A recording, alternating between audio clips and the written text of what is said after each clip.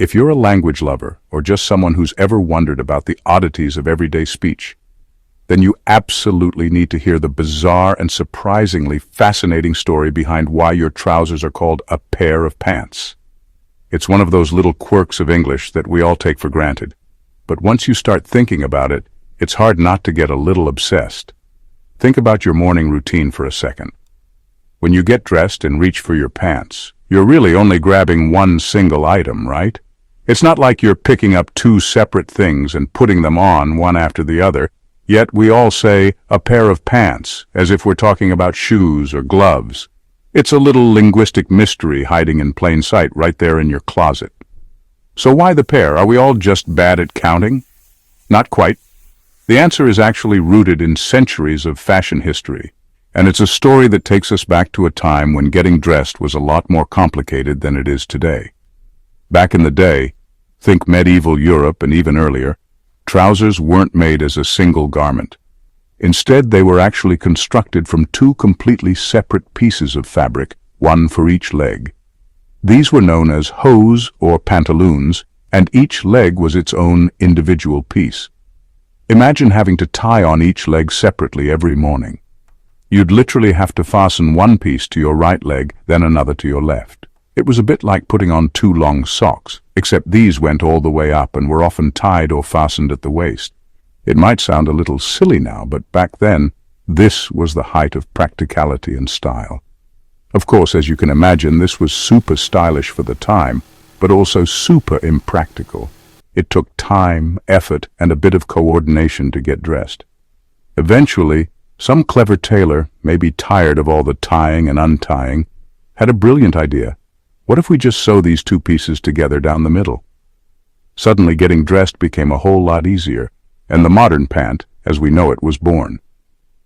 This innovation didn't just make life easier, it changed the way people thought about clothing. But even though the two legs were now permanently joined, the language didn't catch up right away. People kept calling them a pair out of habit because for generations that's exactly what they had been, a pair of separate leg coverings. And boom, modern pants were born. But the name stuck around, just like that one odd sock you can never find. It's a little echo of the past that we still carry with us every day, even if we don't realize it. And it's not just pants. The English language loves this pair business. We do the same thing with a pair of shorts, a pair of scissors, and even a pair of tongs. All of these are single objects, but because they have two symmetrical parts, we treat them as pairs. Or take glasses, for example. You don't say a glass when you mean eyeglasses, you say a pair of glasses. That's because, just like pants, glasses have two main parts, one for each eye. It's a pattern that shows up again and again in English, and it all goes back to the way we used to make and use these items. It all comes from older English, where anything with two symmetrical parts got the pair treatment, even if those parts are now permanently joined. The logic was simple. If it covers two things, or has two matching halves, it's a pair. Over time, the objects changed, but the language stayed the same.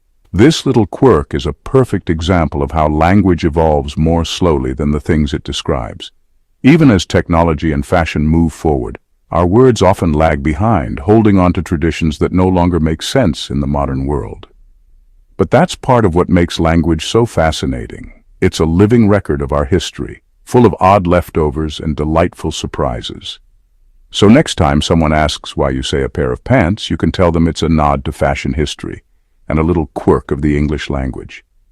It's a story that connects us to people hundreds of years ago who were just trying to keep their legs warm and their outfits stylish. Plus, let's be honest, a pant just sounds weird. Imagine telling someone, "I bought a new pant today." It just doesn't have the same ring to it, does it? Some things are just better in pairs, at least when it comes to language. Language is full of odd leftovers like this, and that's what makes it so fun.